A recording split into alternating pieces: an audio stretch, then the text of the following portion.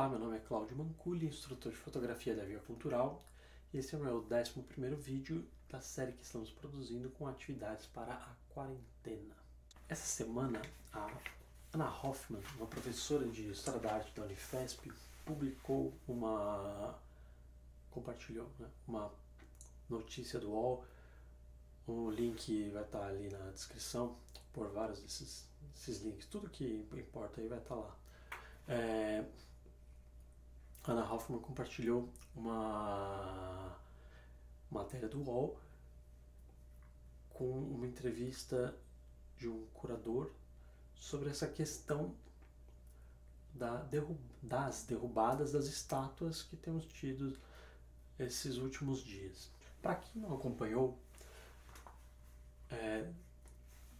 ao redor do mundo, motivado pela morte do George Floyd nos Estados Unidos, tivemos uma série de protestos sobre o Black Lives Matter e como desdobramento, diversos desdobramentos, mas um dos desdobramentos desses protestos foi a derrubada de diversas estátuas de colonizadores e escravizadores ao redor do mundo. Paulo Garcês Marins, docente e curador do Museu Paulista da USP, o Museu do Ipiranga, que é nosso vizinho lá no Sesc, coloca que quebrar a estátua não resolve. Pessoalmente, eu entendo a catarse de ir lá e derrubar uma estátua de um... não pode falar palavrão, né? Enfim, de um desses caras. Mas eu concordo com ele. Aqui no Brasil, de tempos em tempos, a gente tem discussões sobre as estátuas dos bandeirantes, que por um lado, nos livros de história, da história oficial, os constroem como pioneiros. Por outro lado, se você prestar um pouquinho de atenção e ligar A com B, você vai ver que eles eram assassinos de índios e de quilombolas. E daí para baixo. Aí o Paulo levanta um ponto muito importante. São representações codificadas, as estátuas, são representações codificadas de pioneiros encomendadas, quer dizer, alguém escolhe, para ilustrar a construção de um país. Mas hoje eles, os personagens nas estátuas, são discutíveis do ponto de vista historiográfico, ético e memorial. Ele aponta que não vamos apaziguar tirando um problema, a gente precisa tratar esse problema. Ou seja, mais do que só arrancar a estátua de lá, discutir. E aí ele continua. Mais importante que abolir imagens, e aí tem muito a ver com a gente, porque quando a gente pensa em imagem, quando a gente pensa numa estátua, nem sempre a gente pensa em imagem, a gente pensa no objeto. A estátua está no meio do caminho das duas coisas. Então, mais importante que abolir imagens é nos capacitarmos para discutir essas imagens e outras.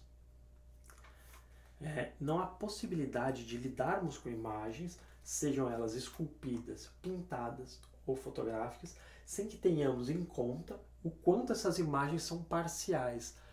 Lembra dos outros vídeos, das aulas, que quando a gente faz alguma coisa a gente tem uma intenção, e como ele disse agora há pouco, que essas estátuas elas foram encomendadas? Então, qual que é a intenção ao construir aquela estátua? Quem que é o responsável por aquilo? Em que momento histórico aquilo vai para lá? Fugindo um pouquinho aqui do meu roteiro, vocês fizeram uma pesquisa iconográfica, de imagens sobre o Tiradentes, Joaquim José da Silva Xavier. Vocês vão ver que uma boa parte dessas imagens, a maioria delas, aproxima o rosto dele com o rosto de Cristo. Qual é a utilidade disso? O cara que morreu para supostamente morreu para salvar a humanidade dos pecados, e o cara que morreu para livrar o Brasil do quinto dos infernos, né, os 20% de imposto. Salvo eu não esteja cometendo algum equívoco histórico, porque a história também não é muito meu forte. Enfim, deixa essa pulga aí na orelha, vocês pesquisarem com calma depois. Sei que temos em conta o quanto essas imagens são parciais. E aí, falando aí das nossas outras aulas. Ou seja, mais importante que derrubar um monumento, é importante entender por que ele foi construído. Problematizar essa escolha. Por que aquele monumento está naquele lugar? Problematizar o ato de celebrar alguém no passado que hoje é intolerável. E, sobretudo, trazer a discussão sobre a construção de memória para o público. Para que servem essas estátuas públicas, né? E mais do que só uma estátua, é uma estátua com um personagem. Qual a função daquela estátua naquele momento na história? Por que aquele personagem é tão importante? Porque no lugar de um Borba Gato podiam ter colocado uma estátua abstrata, ou o fauno que está no Trianon, por exemplo. Podiam tirar o Borba Gato de onde ele está e botar o fauno. Mas não se faz. Por quê? E o Paulo continua. Porque se nós tirarmos uma estátua hoje e substituirmos por outra, daqui uns 30, 40 anos, essa estátua nova será ela mesma também alvo de crítica? E a solução será retirar essa nova estátua? Entende? Se a gente ficar trocando as estátuas,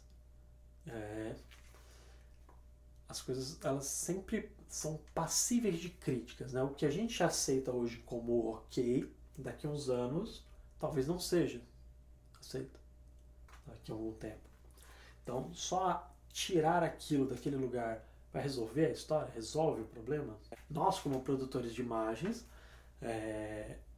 fotográficas, esculturas, desenhos, nós temos uma responsabilidade sobre nossas criações. Elas cristalizam, elas reforçam e guardam e reproduzem visões de mundo.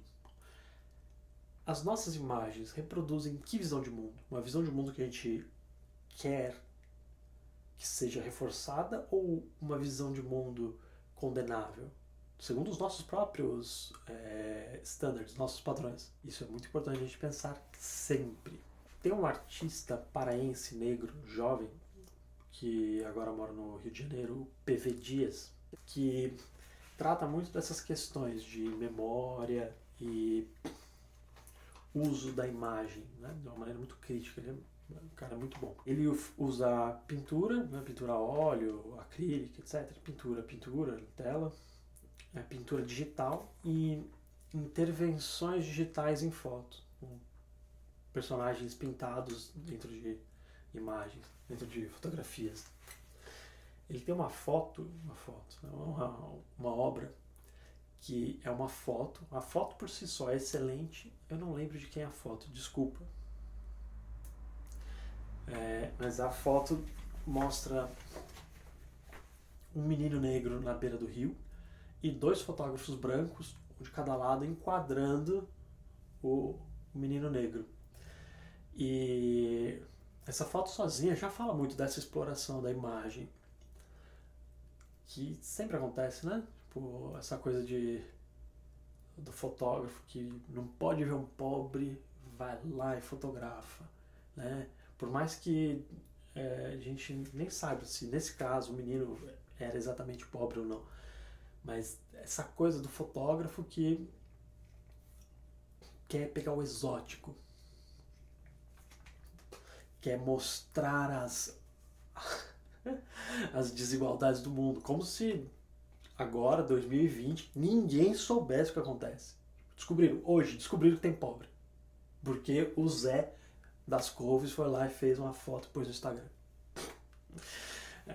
De uma maneira mais bonita, a Susan Sontag, que era uma crítica de fotografia, ela não era fotógrafa, né? Se não me engano, ela não fotografava, ela só escrevia, ela pensava sobre a fotografia.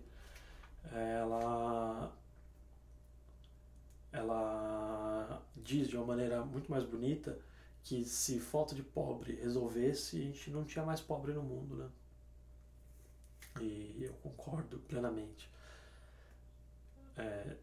Especialmente quando você vai lá, fotografa e não devolve nada para aquela pessoa, você não entende nada da história daquela pessoa, né, da trajetória dela, quais são as vontades, os anseios, as necessidades, o próprio posicionamento dessa pessoa, isso é político, posicionamento de vida.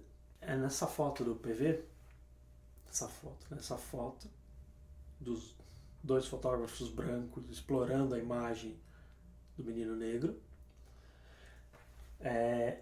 o PV acrescenta uma figura de um homem negro mostrando o dedo do meio para os fotógrafos.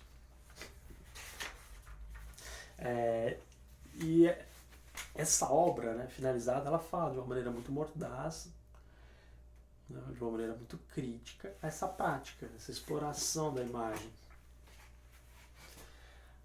O PV também tem uma série que eu gosto muito, que ele faz a inserção de personagens negros históricos em cenas cotidianas brasileiras, como, por exemplo, o rei Tencamenim de Gana, do século XI, numa vista de Costa Barros, que é uma periferia no Rio de Janeiro. Enfim, também não vou me estender demais nisso, mas é uma forma muito, muito interessante de retrabalhar a história e a imagem, né? Então, de modo geral aqui, falando um catadão desse monte de coisa que eu apresentei, de vários pontinhos ali, eu acho que a gente pode e deve usar a educação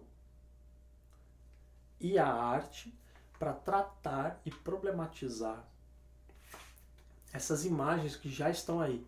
E não só a estátua do Borba Gato, que parece que está vigiada, né? Mas as imagens que aparecem no jornal, as imagens que aparecem no Facebook mesmo, né? As imagens do YouTube. A gente tem que olhar essas coisas, discutir, entender, mais do que aceitar a imagem, entender e discutir, problematizar, transformar aquilo num problema, perguntar por quê, pra quê, quem. Essas respostas podem ajudar muito a gente, muito. Ok? Obrigado por assistir e até semana que vem.